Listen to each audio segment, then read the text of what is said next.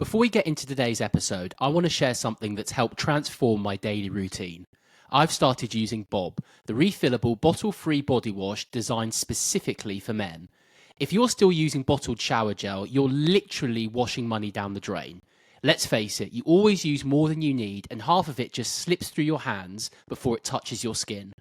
Bob combines a reusable applicator with exfoliating bristles and the world's first refillable body wash bars, formulated to match a man's skin pH of 5.5. It's better for your skin, better for your wallet, and better for the planet. For an exclusive 15% offer on your first order, head over to welcometobob.com and use the code meaningofmen15 at checkout. Welcome back to The Meaning of Men. I'm your host, Simeon Atkins, and today we're tackling a topic that's shaping our lives in ways we don't even realise: dopamine. You've probably heard people talking about dopamine hits when scrolling through social media or chasing that next big achievement. But what really is dopamine, and how does it influence everything from our motivation to our mental health? To help break it all down, I'm joined by Michael Long, author, speechwriter, and expert in human behaviour. We're going to explore how dopamine drives us, when it helps, when it hurts, and most importantly, how we can take better control of it rather than letting it control us. Let's get into it.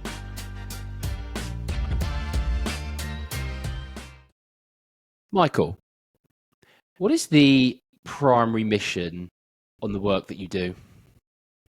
Well, first, thanks for having me, and I got to tell you, there are people out there who are suffering with real problems, and they may not be the life and death problems, but when they're happening to you, they sure feel like it.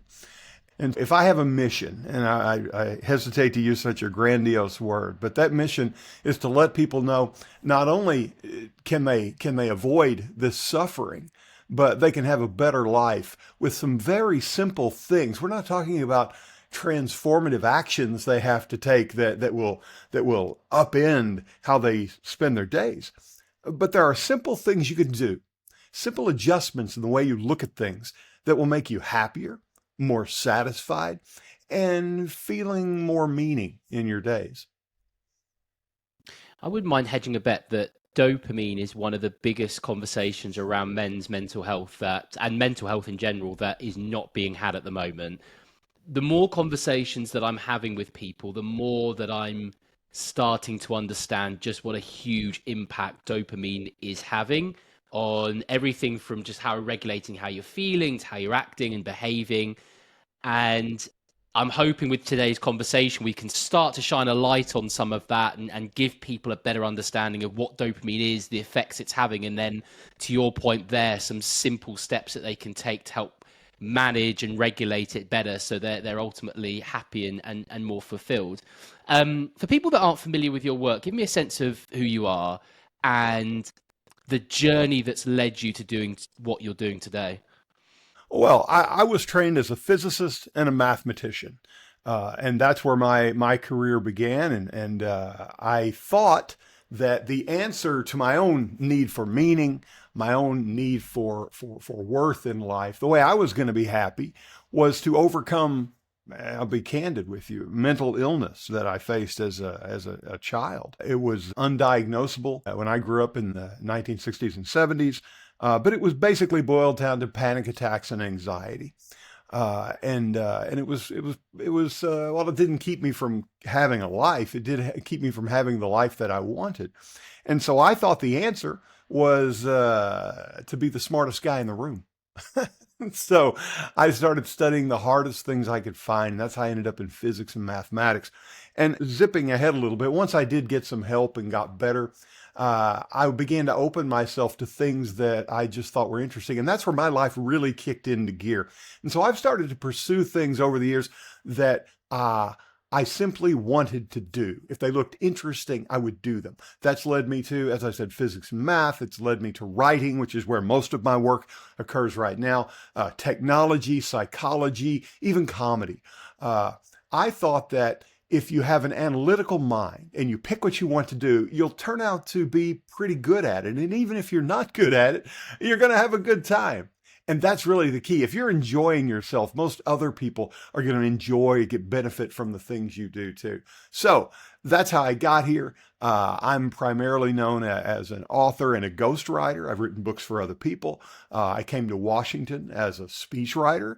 I've written for CEOs, presidential candidates, members of the House and Senate, members of the United States Cabinet. And so I've had a lot of interesting experiences with a lot of different people doing things that were amusing to me. So I'm about the luckiest guy you're going to meet, Simeon. I want to start with the very obvious and the most, I was going to say simple question, but I'm not sure if the answer is necessarily going to be I simple. like It I seems like, like your optimism. well, we'll see how we get on in the next few minutes or so. But the most logical place to start this conversation, I think, is, can you explain to me exactly what dopamine is and really break it down in the most simplistic terms? All right, I absolutely can. And let me lay the groundwork here to make it number one more understandable and number two more interesting. The way we have experiences as in consciousness is largely brought about by something called neurotransmitters, which is just a big long word that means chemicals in your brain, particular chemicals in your brain, like dopamine, oxytocin, norepinephrine, serotonin. Some you've heard of, some you haven't. GABA. These are all neurotransmitters. And as they course through your brain, they're released by different activities and experiences that you have. They land in little receptors. They press a button, really like putting a lock in a key. And when it presses that button, you have certain feelings and experiences. So your brain is filled with that. And that's the nature of how we experience things. Now, dopamine is one of those things. And we're gonna refer to it just by its name, dopamine, and it presses different buttons. All the other chemicals are we're going to call in one category called the here and now. So we can already divide our experience up into two things: dopamine, which deals with the future and the distant, things that have yet to happen, things that we can't quite reach, and the here and now experiences, which are consumatory, things that we taste or smell or touch. All those things happen in the here and now, and it takes all those other chemicals to deal with that. But there's one chemical committed to the future. That's dopamine. Now, to answer the question, what does dopamine do? Okay, it does one thing. For our purposes, it does one thing, and that is it makes you want more than what you have right now. You're going to hear it called the molecule of pleasure. That's not it. It doesn't make you feel happy or good or nice. It makes you feel the desire for more than you have. Let's see. Here's a good example. When I first came to Washington, D.C. after many years in the tech field, I came here to be a writer, and all I wanted to be was a speechwriter for somebody in the United States Senate. And I got that job. And after I'd had that job for about a week or two, 3 weeks, I was as excited as you could be. Within about 6 months, I thought, I can do better than this.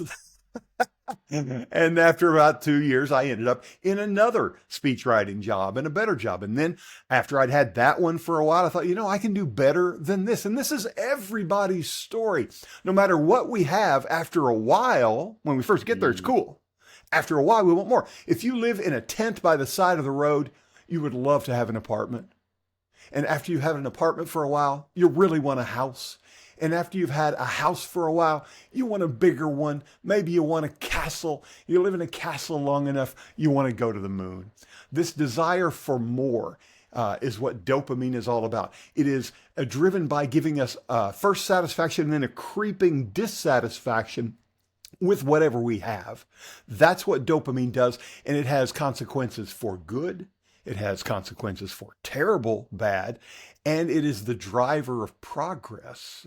Turns out, if we were happy all the time, we wouldn't go striving for more and better things. Mental evolution itself, progress of civilization, is driven by the unhappiness with what we have and the dopaminergic drive for more.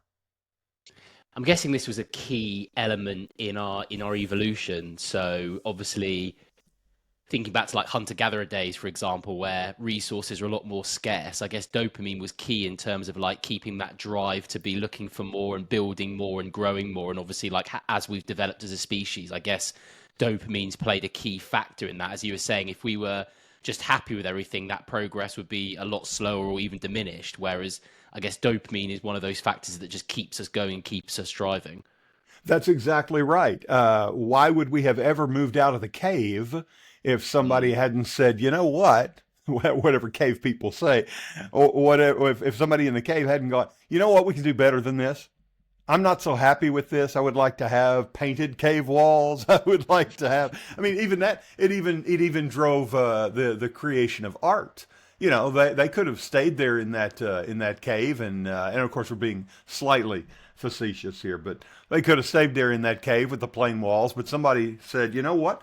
I would rather have something pretty to look at once in a while. And so they painted art on the walls, which is an abstract, something that doesn't exist in the here and now. Art, beauty, they don't exist in a consummatory way. We have to imagine them as abstracts, and dopamine gives us the way to do that. So to answer your question about how it drives the evolution of humankind, um, we start out wanting more than we have, and we reach for it. And the thing that happens along the way is it also keeps us safe from danger.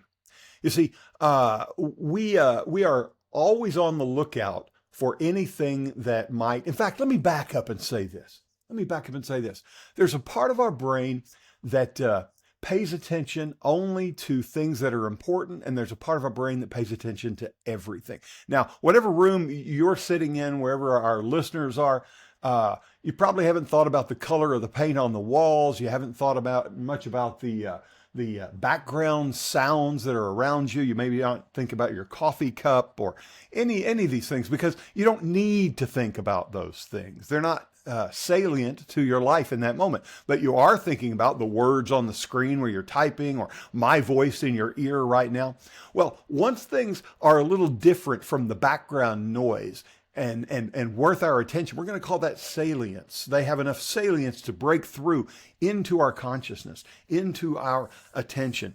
And so dopamine is looking for things that break through that salient level, things that are worth our attention. And they could break through because they may pose promise. They could be, as you said, food or water or something we could eat. It could be an animal we could hunt down and eat. Or it could be something that's a threat. That animal could be attacking us. But either way, it breaks through that dull roar behind us and comes through. So dopamine has a role in that too. It has it makes certain that anything that is unusual breaks through and grabs our attention. And so that's an element of this evolutionary progress as well, keeping us safe. So there's a survival element to this as well. Absolutely. There's survival to it. And when these things come along, then we can take action. Dopamine has this two-pronged approach. One is to look for new and unusual things. That's what we were just talking about. It keeps us safe, or it exploits them. The other part of dopamine is the ability to calculate how to make use of that thing, to think in abstractions. So one what we'll call desire dopamine, this one set of tracks in dopamine, looks for anything that breaks through salience, that says, hey, it's unusual, it could be a threat, it could be useful, we better pay attention to it. And the other part is, now that we have this thing, let's calculate how to make use out of it. Let's figure out what we might manipulate it into for our benefit or our safety. Give me the 30,000 foot view on why understanding dopamine can help maybe change our approach or our view of mental health. Like how we're going to dive into some of the specifics shortly, but just like at a very high level, why will understanding dopamine ultimately help with our mental health? Well, there are two things to know about this. First is, when you understand dopamine, it gives you, or when just dopamine itself, I should say, gives you a way to know that you can take control of the things that are bothering you, and to know that you're not out of control. it's if you got in a car and you'd never seen a car before, you go, I wonder what this wheel is. I don't know what this is. What are these paddles or pedals on the floor? What are they for? And you would just be puzzled. But after just a moment or so, if somebody said, you know, if you turn the wheel, it makes the car go in different directions. If you press the pedals, one makes it go faster, one makes it slow down. You'd go, oh, well, I understand. I can make a lot of use out of these little bits of knowledge. Well, dopamine is like that. If you understand just a few basic things about dopamine, as we're discussing right now, you suddenly have a way to, or you have the comfort, I should say, of knowing that there really is a way through a lot of the problems that I face. And the second thing is that when you understand it and explore dopamine, understand the mechanisms, you understand that you can live with these things and find a way to not suffer from them at all, or at least to suffer a little less. And you can even make dopamine work for your benefit, because this constant desire for more has negative sides, to be sure, but it also can give us our best selves, our most successful selves. So if you're asking, what is it that dopamine can do for your own efforts toward better mental health as a man or as any human being? And we'll certainly drill down about men in particular. But what we can say is understanding this basic mechanism that runs through every instant of our awareness gives you a way to control this thing that runs through our awareness. What are some of the most common myths around dopamine? It feels like it's something that's being spoken about a bit more, but I feel like there's probably some misconceptions and mistruths that are being thrown around as well. Is there any that you're hearing in particular? Absolutely. And it's where our first book began, the book that I wrote with Dr. Dan Lieberman, The Molecule of More, and now the new book, Taming the Molecule of More, which is about how to put those ideas into use. The biggest myth about dopamine is that it is the molecule of pleasure. And you hear people say this all the time. They say, "Oh, I was running a marathon and I got that dopamine buzz. I felt so good." No, you didn't. You didn't get that dopamine buzz. That dopamine buzz is when you're in a bar and you see a beautiful woman across the room, and you go, "I wonder if she'll talk to me. I'm going to go buy her a drink." That's the dopamine buzz. The dopamine buzz is when you say to yourself, there's something possibly good in my future." It's when you're looking through the newspaper and you see, well, I'm giving away my age, but you're looking through the newspaper and you see an ad for a job and you go, that could be the job that I've been looking for. I've wanted a job like this my whole life. This could be everything. That's the dopamine buzz. If you're going to a restaurant and all day long you're thinking about, oh man, this new restaurant is, I've heard great things about it. It's the best Italian food in the city, maybe on the whole East Coast. I bet we're going to have a great time. I bet we're going to have a great time. That's the dopamine buzz. The dopamine buzz is not, this meal is delicious. Oh, this woman is beautiful. Oh, this relationship fulfills me. Oh, this movie is fantastic. That's the here and now. That's the consumatory set of neurotransmitters acting. That's not dopamine. Dopamine is mild dissatisfaction. In fact, dopamine is anticipation. It's hope. It's optimism that has yet to be fulfilled. As long as there is a potential for something good in our future, we're feeling dopamine buzz in a good way, but not in a satisfying, arms around you, keep you warm, consumatory way. A full belly is not the dopamine buzz. Looking forward to that full belly is a dopamine buzz. Here's the best example I know, in fact, Simeon, the best example I know. The weeks and days and hours before Christmas for a child. That's the dopamine buzz, because anything could be under that tree and it's all good and they're looking forward to it. You notice that when children are approaching Christmas, they're so excited. That's the dopamine buzz. And in the morning, that's all they want to do is open presents.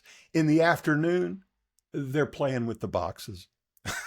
because the boxes have mystery to them. The box, they can climb in a box and pretend it's a spaceship or a car or a tent or a house or whatever. Again, they're imagining the possibilities in a different realm, but still imagining possibilities. That's the intense dopamine attraction. It's not about being happy or feeling good. It's about the joy of possibility. I can relate to that example so well. And actually, I was speaking to my wife about this over Christmas, and I was kind of loosely throwing around the word dopamine hit, but it was like when I was watching, particularly my daughter, the joy that she was having was getting the present and unwrapping it. Once she'd had the present, it was like fine, but then it was on to the next present, and it got to a stage where she didn't even care what was in the box. It was Yes. just like opening it and then move, and then where's the next present? Well, let me give you a great example like that. And everybody who's listening you can do it, Simeon. I do it myself to myself. Next time you buy something that you've really been looking forward to buying, and you say, oh, I'm an electronics nut. And so I would love to go to Best Buy and, I'm going to buy this new TV or I'm going to buy this new computer gadget. When you get it to the checkout and you pay for it, as soon as you pay for it and they hand it to you, dopamine doesn't trickle off. Dopamine, boom, shuts down. And you can feel it. You can feel that second that it switches. It's the handoff from the dopamine anticipation to the here and now pleasure. Now I own it. Is there a link there with buyer's remorse? So it's that joy up until when you buy something, and then there's that buyer's remorse. Is that because all the dopamine's just gone, and you're just left with the kind of reality of I've just bought something I probably didn't even need? That's absolutely one big aspect of buyer's remorse, because dopamine makes promises it never has to pay. It's writing checks. It's never going to cash. It's like you ever walk down the street and maybe in New York and you're down in the Village and there's a guy out front of a comedy club and he's going, hey, we got comedy in here. We got comedy tonight. Comedians from TV. They're great. Got them from the Letterman show. Oh, good Lord. I'm an old man. Aren't I? We got them from the Fallon show. Got them from Colbert. They're going to be great. You're going to love it. Kimmel comedians tonight. And you're going, oh man, this is great. And as soon as you get in the place, you buy the ticket and you go in, you see the comedians. Maybe they're good, maybe they're not. The guy out front is just there to get you worked up about it. He is dopamine personified.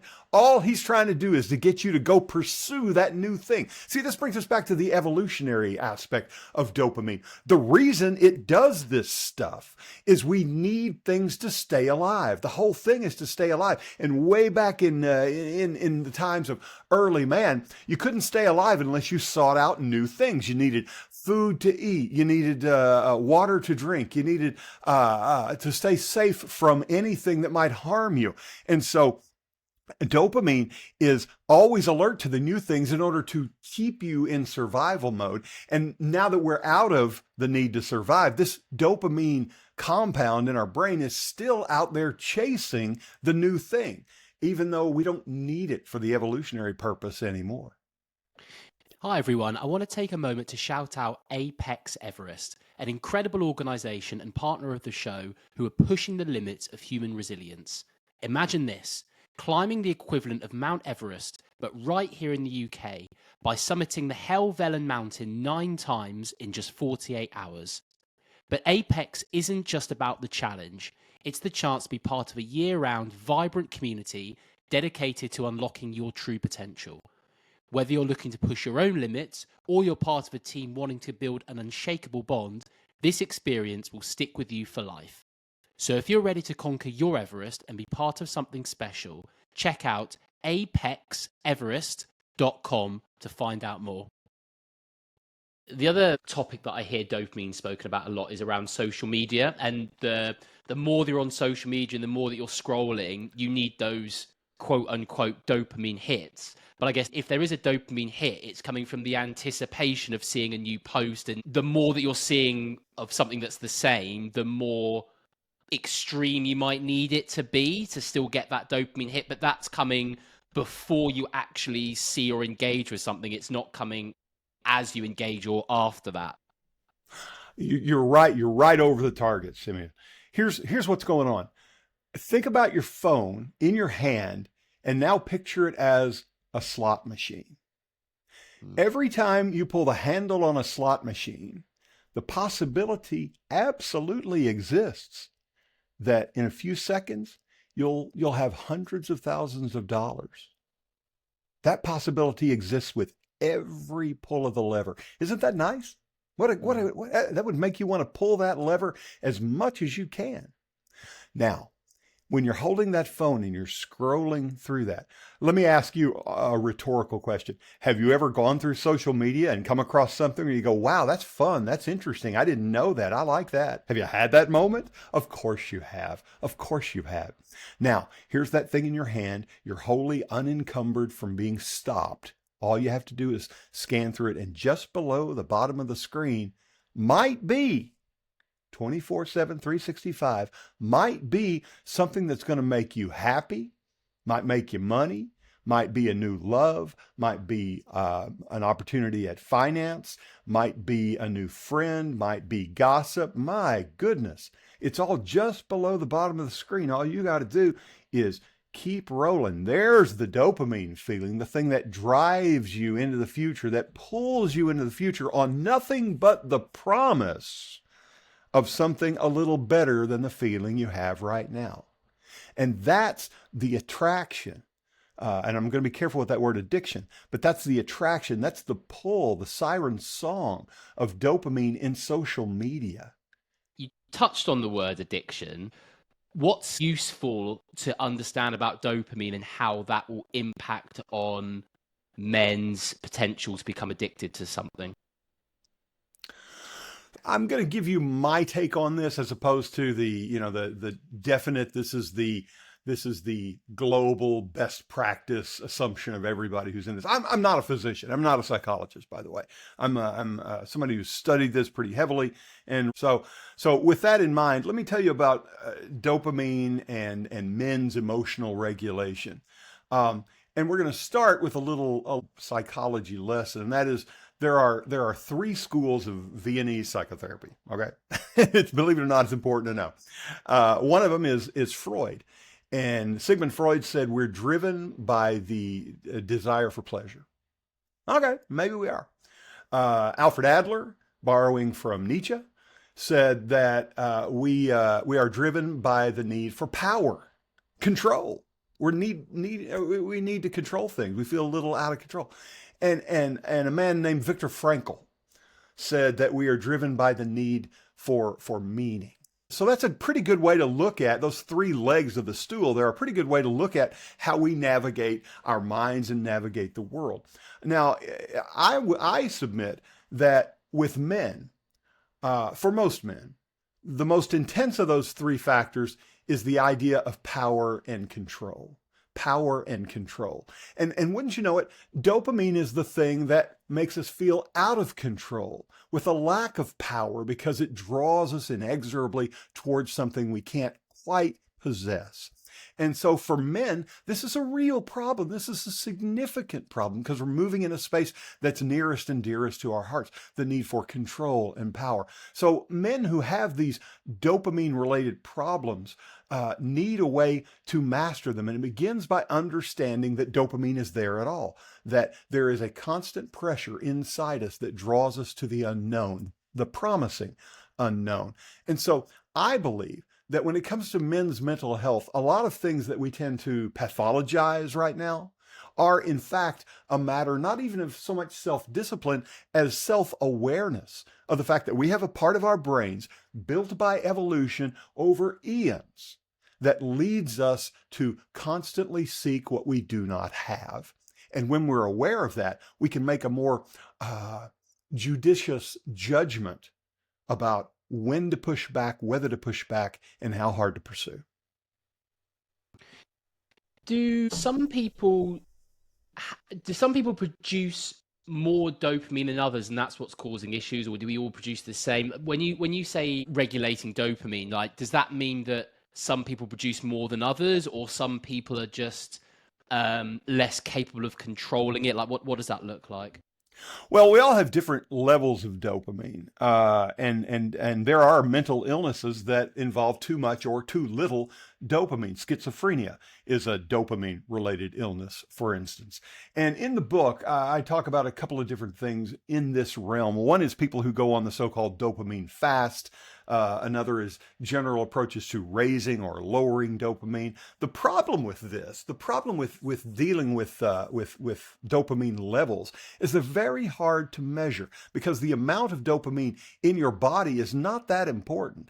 The amount that matters is in your brain proper and at the cellular level. And we can't really measure that outside of a lab. And even then, it's not a trend so much as what's going on in a particular instant. The amount of dopamine activity is what we're interested in. Now, it would be wonderful if we could say, oh, well, we see that your behavior is in general associated with a lack of dopamine, not enough. So here's a pill and you can do it. Well, we can't do that because the brain is surrounded by a filter that keeps out molecules like the dopamine molecule. So we can't just inject it into your arm or give you a pill and raise your dopamine level. The only way we can get it in there is to either directly go into the brain or to go in through the spinal column. And we really can't go in there in any kind of practical, simple way. So all the dopamine we have, it turns out, is produced inside the brain, a particular place in the brain. And that's the dopamine we have to deal with. Now, there are ways that scientists have come up with to modify this a little bit by injecting some of the, or by adding some of the precursors to dopamine, L-dopa, we call it, for instance, that can get into the brain and then hopefully become the dopamine molecule. But to answer your question, yes, there is a level of dopamine in the brain that rises and falls, and everyone has something different. We want it to be within a general range that gives us normal behavior. The best way to approach it outside of a psychiatric medication is to, for those of us who are in the general normal range, is to become aware of our behavior and try to do something about it. I'm particularly fond of a technique from a kind of therapy known as ACT, which involves a very simple technique that anyone listening can do. Think of everything that happens to you as a two-part process. First, we have the stimulation, then we have our reaction. So I'm right here. I'm looking out the window. It's snowing here. I'm in Washington, D.C. It's snowing. If I were driving through the snow, as I was last night, and it starts snowing really hard, or there's the stimulation, my reaction may be, oh, I better tap the brakes, better slam on the brakes. So with that mechanical idea of just simply react or stress or influence and reaction, there is a space between where we decide what to do. And the longer we can make that space, the longer we can put off reacting to stimulation, the more likely we are to make a wise choice in reacting to that stimulation. So if I'm scanning down the phone, for instance, doing this, and I say, I stop for a minute and I go, this feeling of promise feels very good. But I go, is there something else I ought to be doing or want to do with my time rather than boom, boom, boom? Looking for the next stimulation, this gap in between the stimulation and what we do in reaction to it, the dopamine stimulation of anticipation, the continuing to scan through it as the reaction. And this space between is where what we'll call the observing self steps in. The longer we can take to pull back, set aside the feelings, like I'm driving in the snow. If it starts to snow and I go, oh boy, I better slam on the brakes, it might be wiser for me to go, you know what? Do I need to just slow down? Do I need to pull over? Do I need to turn around? What do I need to do? And that moment of thought in between stimulation and reaction is where the cure begins. In fact, I'm not even going to say cure because we're not trying to get rid of anything. We're trying to modulate it because dopamine gives us the power to move forward, even as it holds us back in some awful ways because we are pulled. We can control the strength of that pull, our reaction to that pull by living in that period between in the observing self. What impact does dopamine have on how men form relationships, both romantic relationships, but also friendships as well? Sure. Well, let's just talk about it in just general terms of relationships.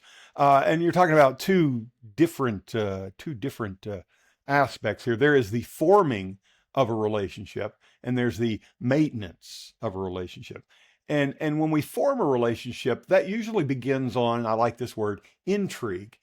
We form a relationship on the promise of pleasure later. This H&N, here and now pleasure, this consummatory pleasure. If I see someone and I'm interested in being their friend, or there's a romantic attachment there, or a romantic possibility, it is just that. It is, I'll bet when I get to know them, because I don't know them right now, I'll bet when I get to know them, there's going to be some here and now pleasure involved. We may have the same interests in common. We may, well, it's basically going to be a variation on that. So different locus of things that we share. Now, as for maintaining it, it is how long is there the continued promise of this pleasure that we have together. And friendships tend to fade when the mystery goes away. Now, one of the things I talk about in Taming the Molecule of More is how to deal with this when you're in a relationship, when things get boring, so to speak. And the answer is pretty straightforward. The answer is to find ways to undiscover things about each other, or to create new mysteries to explore together. If you've been together with someone for a long time and you find that spark is gone, one of the things you can do is decide to put yourselves together in a new situation. Maybe that means driving to a town you've never been to and exploring that town. Maybe that means going to a thrift store and saying, you got to come out with something, a gift under $10 for me, and I got to come out with one under $10 for you. And you try to pick something you think they'd really like. And this tends to spark a lot of new connections, a lot of ways to talk and interact that weren't there before. When it comes to sex, there's the very idea of denial, which tends to drive that dopaminergic urge to get what you don't have, to get what's out in the future. Denial itself is a very powerful sexual urge.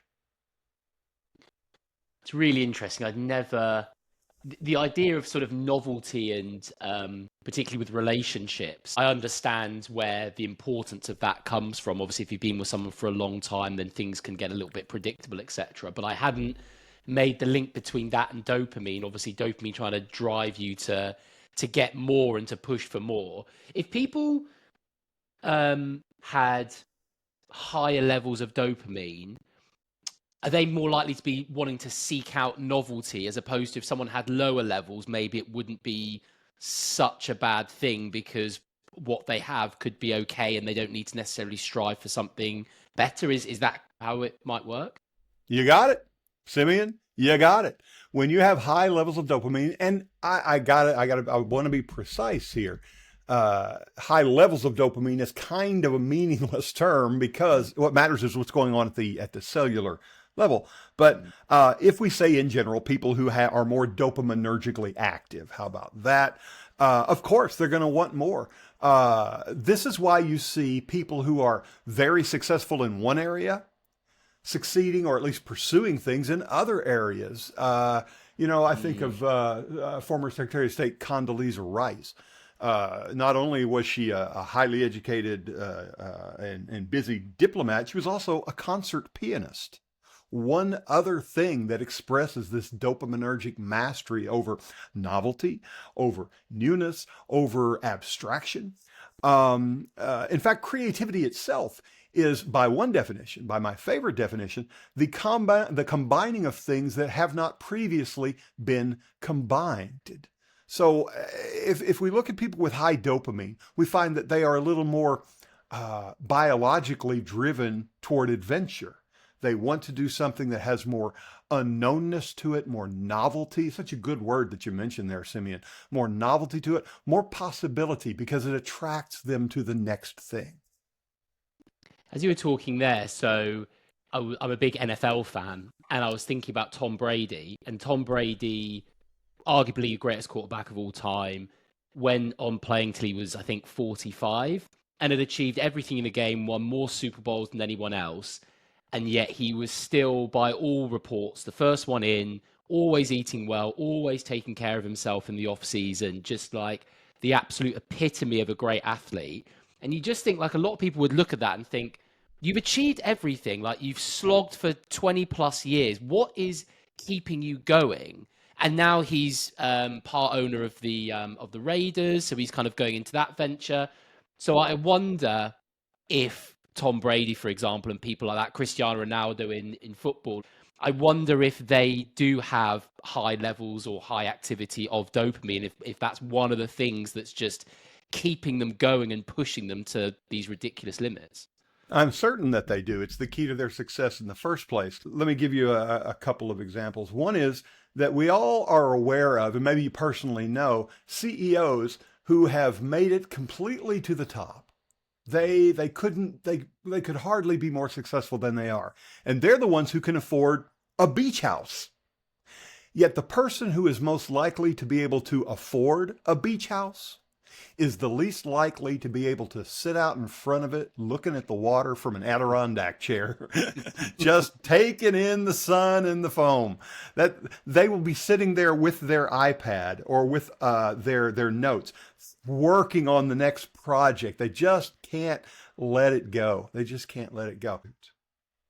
What impact can dopamine have on fatherhood and how men might approach being a parent? I think that I think the first thing men can take some comfort from is that there's a reason we're not as engaged. Again, there are variations of behavior, but men, as a rule, don't tend to be as involved with infants as they do with toddlers and children as they get older. And if you now put just what we've talked about with dopamine in the last half hour or so here, it begins to make sense because the varieties of engagement, of mystery that an infant offers is pretty slim. I mean, you look at an infant, they're going to burp, they're going to coo, they're going to smile, they're going to sleep, and they're going to cry. That's about it. There's not a lot to be attracted to in terms of dopaminergic mystery. Plus, men don't have as much of some other H and N neurotransmitters, so we're not as engaged in bonding and in comfort, that maternal instinct. But for men, especially men who are adventurous and looking for a new challenge, there's not a lot of new challenge to be had in an infant. Now, when they get older, you see grandparents suddenly kicking in. The grandpa suddenly wants to play with the toddler, not so much with the infant. I think in terms of fatherhood, especially, and parenting in general, I believe that this notion that we are constantly pulled by our biology toward things that are new, things that are novel, and how we control that urge. I believe that we have, I'll go so far as to call it a sacred obligation to our children to demonstrate to them by example what it means to be stimulated, to think about a reaction, and only then to respond. We don't have to explain to children now, kids, this is dopamine, and I'm going to tell you about neuroscience. No, no, no. They just need to see the example of a denial of instant reaction, rejection of immediate gratification. So, as fathers, I believe it's important for a strong figure like a father or a mother for that matter to demonstrate at every turn that provocation is not licensed to immediately react. We have to take that moment for the observing self and then respond in a thoughtful way. Interesting to note that the reaction we come up with is generally the product of dopaminergic creativity, because it's the dopamine molecule that allows us to do things like, we'll call it mental time travel, which is just the idea that we can imagine something and play out different scenarios. That's a dopaminergic function. Your creativity arises from that. So that's our role as parents, especially as men, to rein in the things that otherwise may consume us, which we see every day.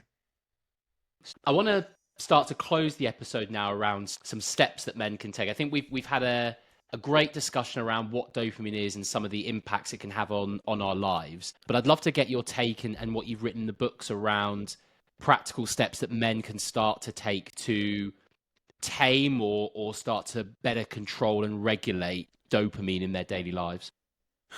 So let me tell you what everything you're going to do in the realm of dopamine often boils down to. It begins with this. It begins with seeing things as they are, including your own behavior. Self-examination, self-honesty. What is this thing really? And the thing that makes that easier to do is the realization that you don't have to tell anybody. You can be honest with yourself, keep it to yourself, make changes to yourself. You don't have to go confess to the world. That's one thing to do. The second thing to do is to quit reaching for a pathology. Right now in the world, there's a great deal of reward if you attach your bad behavior, or your unwanted behavior, I should say. If you attach your unwanted behavior to, well, it's out of my hands, I can't do anything about it. Well, I'm telling you that there's a reason for it. It's in your biology, but it's not out of your hands. Whether it requires actually getting medicine, that's a good thing. But what's mostly true is that many of the things that bother us on a day-to-day basis can in fact be dealt with by us, by changing our behavior, and the ways that we can do it that are far more than just self-discipline. Third, use the observing self, that moment between stimulation and reaction. Make that work.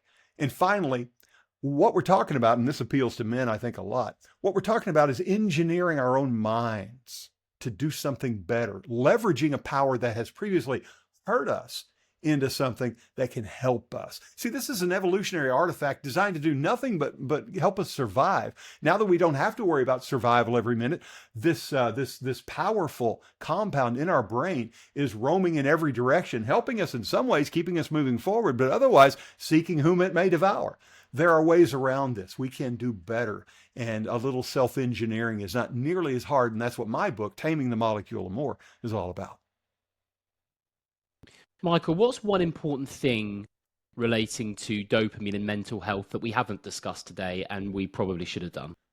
I am so glad this is the question that we sort of go out on, because this is the climax of the book. It's in a section of the book, in fact, called Finale.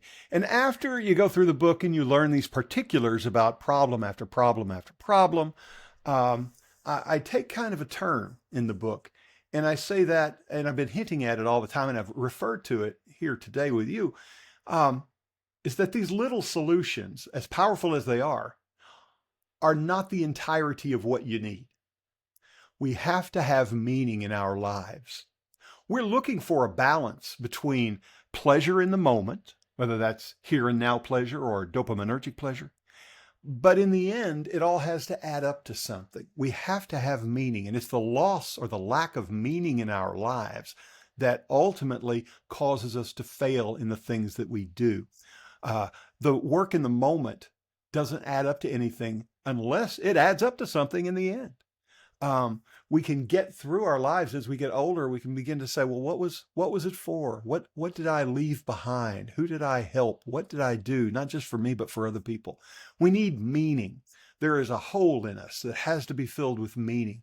And dopamine is kind of a signal to pull us away from the ultimate search for meaning. And if we can balance the real power of dopamine to pull us toward better things, and the real need to fill this space inside us with true meaning, which is, people have had different theories about it. In this book, I talk about Viktor Frankl, who survived the concentration camps. I talk about Aristotle and his ideas about virtue, and virtue not meaning holy behavior, but about things that do add meaning to civilization and to life itself, and in our case, to manhood. If we can find meaning, I think, then the dopamine problem begins to fall into the right place in our awareness. I'd say the big takeaway that we haven't talked about is meaning. Michael, thank you so much for your time today. I said at the top of the show that I thought that this was one of the biggest conversations relating to mental health that wasn't being had. And I think this conversation's only solidified that in my mind. I think what's been fascinating for me is understanding that it's this way of us looking into the future and striving for us to get better and to do more, which, as you were saying, can be a force for good and also a force for bad. And I think that what's great from our conversation is having the understanding and awareness is actually key to being able to regulate and control it and actually harness it for our own benefit. I think there's so many other things that we could have discussed around it, and I'm sure we'll probably do a follow-up episode at some point to dive into more of it. But I feel like that was a great starting point to get a really good, solid understanding of what dopamine's all about, specifically around mental health, and some of the things that you can do to start improving your mental health as a result of controlling dopamine. So thank you so much for that. It's been really interesting.